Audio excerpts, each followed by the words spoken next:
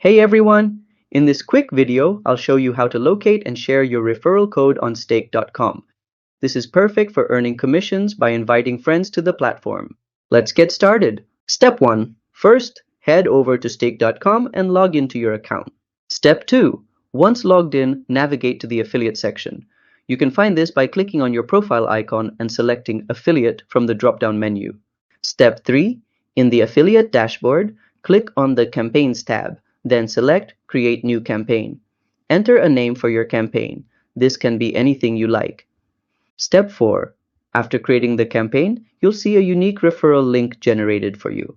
This is your personal referral code. Copy this link to share with friends, family, or your audience. Step 5. Share your referral link through social media, blogs, or directly with friends.